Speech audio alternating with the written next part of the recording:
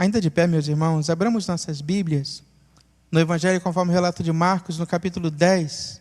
Nós leremos a partir do versículo 35 até o versículo 45. Marcos, capítulo 10, do versículo 35 até o versículo 45. A palavra do Senhor nos diz: Então se aproximaram dele Tiago e João, filhos de Zebedeu, dizendo-lhe: Mestre, queremos que nos conceda o que te vamos pedir. E ele lhes perguntou: Que quereis que vos faça? Responderam-lhe: Permite-nos que na tua glória nos assentemos um à tua direita e outro à tua esquerda. Mas Jesus lhes disse: Não sabeis o que pedis. Podeis vós beber o cálice que eu bebo, ou receber o batismo com que sou batizado? Disseram-lhe: Podemos. Tornou-lhes Jesus: Bebereis o cálice que eu bebo, e recebereis o batismo com que eu sou batizado. Enquanto, porém, assentar-se à minha direita ou à minha esquerda, não me compete concedê-lo, porque é para aqueles a quem está preparado. Ouvindo isto, indignaram-se os 10 contra Tiago e João. Mas Jesus, chamando-os para junto de si, disse-lhes: Sabeis que os que são considerados governadores dos povos têm-nos sob seu domínio, e sobre eles os seus maiorais exercem autoridade. Mas entre vós não é assim. Pelo contrário, quem quiser tornar-se grande entre vós, será esse o que vos sirva, e quem quiser ser o primeiro entre vós, será servo de todos. Pois o próprio Filho do Homem não veio para ser servido, mas para servir e dar a sua vida em resgate de muitos. Até aí a palavra do Senhor para a nossa edificação nesta manhã. Oremos. Glorioso Deus, colocamos-nos, ó Deus, ao teu inteiro dispor, nossos corações abertos para acolher a tua palavra. Te pedindo agora, ó Deus, que tu tem preparado para nós, tu possa nos entregar agora, Senhor, através da leitura do Santo Evangelho. Permita-nos, ó Deus, ser edificados agora na tua palavra. Nós te oramos, Senhor, em nome de Jesus. Amém. Meus irmãos, enquanto cristãos, servos do Senhor, para onde estamos indo? Para onde o Senhor nos tem conduzido? Qual é o propósito de Jesus? O que Ele espera, o que Ele deseja, para onde nos conduzir? Nós precisamos confiar em Deus o suficiente para permitir que Ele nos tome pelas mãos e nos conduza, e ainda sem saber por que caminhos, ou sem saber exatamente o que nós vamos encontrar, mas sabermos que existe um algo maior, um algo melhor, e acima de tudo, diferente de tudo aquilo que os nossos olhos já viram, que os nossos ouvidos já ouviram, e como diz a palavra do Senhor, diferente também de tudo o que já possa ter penetrado o coração do ser humano. Existe uma ciência dentro da teologia chamada escatologia, que também é para nós conhecida como a doutrina dos últimos dias, dos últimos tempos, dos últimos acontecimentos, que vai tratar exatamente dessas questões finais, da nossa destinação final, o destino da alma, o destino da vida, o que será após a morte, como as coisas serão depois que Jesus voltar e resgatar a sua igreja e a levar para junto dele. E mesmo esta ciência, meus irmãos, não passa de especulação, porque, na verdade, não foi revelado a nós aquilo que Deus tem preparado, mas nós sabemos que é algo muito bom, que é algo maravilhoso, e vivemos nesta expectativa de um algo maior, de um algo melhor, mas, acima de tudo, de um algo diferente do que nós temos aqui. Deus não nos tem chamado para repetir os erros deste mundo. Deus não nos tem chamado para repetir os valores deste mundo. E por isso Jesus diz: entre vós não seja desse jeito, entre vós não seja assim. Os discípulos de Jesus estão seguindo com ele, ao lado dele, nesta caminhada, também sabendo para onde vão, mas sem entender muito bem o que vão fazer. Eles sabem que vão para Jerusalém, mas ainda não entenderam o que vai acontecer em Jerusalém. E o que vai acontecer em Jerusalém? Jesus será entregue a Herodes, a Pilatos, às autoridades religiosas também. Ele vai ser preso, açoitado, humilhado, crucificado, morto, e haverá de ressuscitar ao terceiro dia. Os discípulos seguem com ele essa caminhada para Jerusalém, mas no coração dos discípulos existe uma outra expectativa. Afinal de contas, este Jesus que veio, ele veio para ser o Salvador, veio para ser aquele que haverá de subjugar os poderes deste mundo. Ele vem para destronar o imperador, os reis deste mundo. Ele veio para governar, ele veio para ser o maioral, para instaurar aqui ou instituir aqui um novo reino de paz. E o que pensam os discípulos? Vamos nós com ele para termos um lugar privilegiado nesse reino. Vamos nós com ele para estarmos ali na condição de ministros deste reino, numa condição privilegiada, completamente diferente do que haveria de acontecer e do que Jesus estava pensando. O olhar dos discípulos não estava nas coisas do alto, o olhar dos discípulos não estava nas coisas espirituais, o olhar dos discípulos estava nas coisas desta vida. Os valores dos discípulos não eram espirituais, mas eram humanos, mundanos e materiais. E para caminhar com Jesus, esta caminhada, é preciso, meus irmãos, libertar o nosso coração destes valores mundanos. Entre vós não seja assim.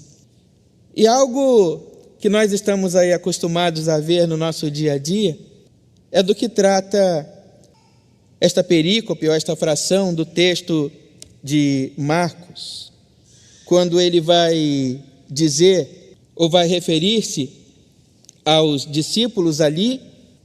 É o que vai acontecer quando os irmãos Tiago e João, o texto de Marcos nos coloca Tiago e João indo diretamente falar com Jesus. Lucas já vai apresentar a mãe indo ao encontro de Jesus interceder pelos filhos. E eles fazem um pedido: mestre, queremos que nos concedas o que te vamos pedir. E ele pergunta: que quereis que vos faça? E eles responderam-lhe: permite-nos que na tua glória nos assentemos um à tua direita e outro à tua esquerda.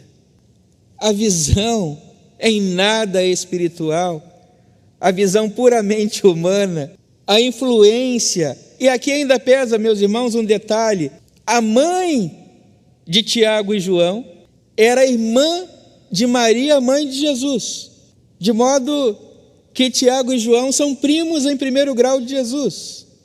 E o que vai pela cabeça daqueles dois naquele momento? Olha, quando o Senhor destronar o imperador, derrubar Herodes, estiver governando Jerusalém e mandando no mundo inteiro, lembre-se, em primeiro lugar, nós somos seus parentes. Então tem que ter um lugar especial para nós lá. Nós estamos na frente, na dianteira nessa fila.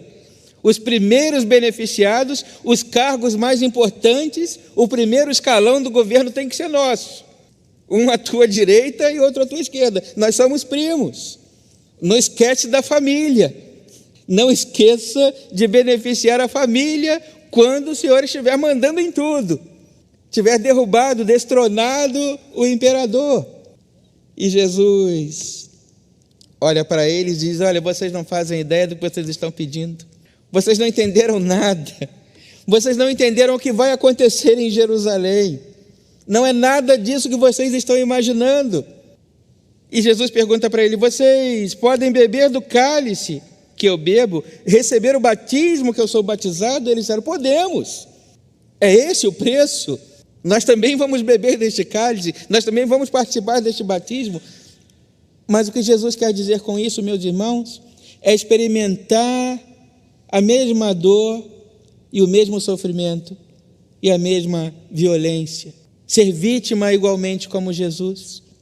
E Jesus não os repreende, ele vai responder a eles: certamente vocês podem, mas quanto ao assentar-se à minha direita ou à minha esquerda, isso não me compete concedê-los. E Jesus afirma isso, meus irmãos, porque ao contrário do que eles estavam idealizando e sonhando, vamos considerar, do ponto de vista histórico, que Jesus tenha morrido, ressuscitado e assunto ao céu no ano 33. 11 anos depois, no ano 44, Tiago é morto, passado a fio de espada por ordem do rei Herodes. E João escapa da morte, porque o projeto de Herodes não estava atingindo os objetivos. Então João é exilado na ilha de Patmos, onde ele tem a visão dos momentos derradeiros, dos momentos finais, e escreve então o livro do Apocalipse. Mas os dois acabam tendo um futuro muito diferente, experimentando sim, bebendo do cálice do qual Jesus bebeu. E Jesus insiste com eles, porque esta atitude de Tiago e João também causam revolta nos outros discípulos, que como dissessem: olha, nós não somos parentes, mas nós estamos aqui junto também, nós somos do partido também, não esqueça de nós, nós também somos membros do partido, ainda que não tendo o teu sangue, mas nós também temos direito. E Jesus diz: olha, nenhum de vocês entendeu nada. Os valores do reino de Deus são diferentes. Aquele que quiser ser o maior, seja servo de todos. No exemplo do próprio Jesus, ele diz: olha, neste mundo, os que são considerados governadores dos povos têm-nos sob seu domínio, e sobre eles os seus maiorais exercem autoridade. Mas entre vocês não seja assim. Pelo contrário, quem quiser tornar-se grande entre vós, será esse o que vos sirva. E quem quiser ser o primeiro entre vós, será este o servo de todos. Pois o próprio Filho do Homem não veio para ser servido, mas para servir e dar a sua vida em resgate por muitos. Meus irmãos, são valores inversos. E Jesus diz, o que Jesus está dizendo a Tiago e João, a todos os seus discípulos e a nós também que somos discípulos do Senhor. Jesus está dizendo a nós: se for para repetir esse modelo, não adianta. Se for para repetir os acontecimentos desta vida, os valores deste mundo, de nada vale eu ter vindo e ter estado com vocês e ensinado um novo ensinamento e ter dado uma nova diretriz e tê-los orientado de uma maneira diferente, porque os valores do reino de Deus são opostos, oponentes, contrários aos valores deste mundo. E no reino de Deus, o maior é aquele que serve e não aquele que é servido. E no reino de Deus, o mais importante é aquele que se faz servo de todos e não aquele que subjuga. No reino de Deus, os mais importantes não são os que se sentam nos tronos, mas são aqueles que estão na base do serviço. São aqueles que menos importância têm segundo os valores deste mundo. Os valores do reino de Deus são completamente opostos, são diferentes. Porque para repetir esse mundo, não precisava ter vindo. Para a manutenção disso que está, não seria necessário o Evangelho. Mas o Evangelho vem justamente para contrapor os valores deste mundo. E o reino de Deus começa dentro do coração de cada um de nós, quando nos colocamos, meus irmãos, na condição de menores, daqueles que menos importam. Quando nós colocamos as nossas vontades abaixo dos interesses do reino de Deus. Quando nós olhamos para o outro e vemos alguém a quem nós devemos o respeito, de quem nós devemos cuidar. O reino de Deus é amor, é justiça, é paz, é cuidado do outro. O reino de Deus é diferente. O reino de Deus não possui os valores deste mundo. E Jesus, meus irmãos, é Ele, Jesus, quem nos diz: o Filho do Homem não veio para ser servido, mas Ele veio para servir. A justiça de Deus, meus irmãos, é que faz com que um Deus encarne, assuma a forma de homem para morrer uma morte que não é sua, por um crime que não cometeu, para que aqueles verdadeiramente herdeiros da culpa sejam libertados em amor. É necessário desenvolver a salvação. Para isso o Senhor nos chama, para esse desenvolvimento da salvação e esse conhecimento do reino de Deus. E arrancar, meus irmãos, assim do nosso coração, o sentimento, a ideia de ser o maior, de ser o mais importante. Porque no reino de Deus, o mais importante é aquele que serve a todos. No reino de Deus, o mais importante é aquele que não olha para os seus próprios interesses. O reino de Deus, o mais importante, não é aquele que busca os benefícios falhos, fracos, vazios deste mundo. Mas no reino de Deus, o mais importante, o maior, é aquele que mais serve. Que Deus, na sua palavra, nos faça servidores do reino de Deus, colocando a nossa vontade para trás, de retro, para baixo. No reino de Deus, nós possamos, como determina o profeta João Batista, diminuir para que só Ele apareça. Que nós sejamos os menores neste reino. Que nós sejamos, à luz da interpretação e da visão deste mundo, os que menos têm valor. Porque esses são os que verdadeiramente importam no reino de Deus. Que Deus nos abençoe, que Deus nos guarde e que nós nos façamos diariamente menores, menos importantes. Sejamos, como diz o poeta sacro, servos inúteis e sem valor, para que o reino apareça. Que tenhamos esta disposição de apontar com a nossa vida sempre para o reino de Deus, sempre para as coisas do Senhor, e que prevaleça o querer de Deus, a vontade de Deus e os valores do reino de Deus em nossa vida. Que Ele nos abençoe e nos guarde nesta manhã. Oremos. Ó Deus, aqui estamos nós, não desejosos de sermos os maiores, nunca desejando sermos os melhores, sem ambicionar, como sugere o poeta, honras e nem poder. Conscientes, ó Deus, de que a peleja é dura, o caminhar ao Teu lado, ó Deus, é uma decisão difícil, mas nós estamos aqui, Senhor, para dizer: eis-nos do Teu lado, somos Teus, Senhor. Dispostos, ó Deus, a enfrentar quais forem as lutas, estamos nós aqui, Senhor. Na certeza, ó Deus, do galardão, do baluarte, na certeza, Senhor Deus, da recompensa que nos está destinada lá no Teu trono de glória. Independente, ó Deus, de qualquer que seja o lugar que venhamos a ocupar, importa a nós, Senhor, que seja na Tua presença, que seja um lugar no Teu reino, que para nós, ó Deus, haja uma morada reservada das muitas que estão sendo preparadas por Ti. Ó Deus, seja esta gratidão do nosso coração. Permita-nos, ó Deus, sairmos daqui edificados nesta manhã, fortalecidos e animados na Tua palavra, dispostos, ó Deus, a retornar a este santuário, para que aqui juntos possamos louvar e bendizer o Teu nome. Ouve, Senhor, a nossa oração e nos atende. Guarda-nos e livra-nos do mal. Atende a nossa oração.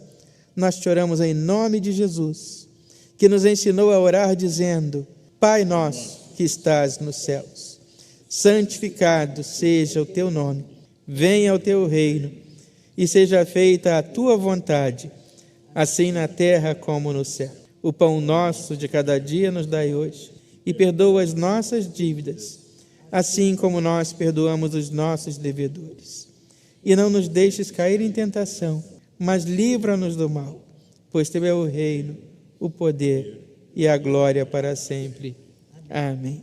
E que a graça do nosso Senhor e Salvador Jesus Cristo, que o amor imenso de Deus, o nosso Pai, a comunhão, a consolação e o poder do Santo Espírito de Deus repousem sobre a Igreja do Senhor nesta manhã e sobre todos nós permaneçam agora e para todo o sempre.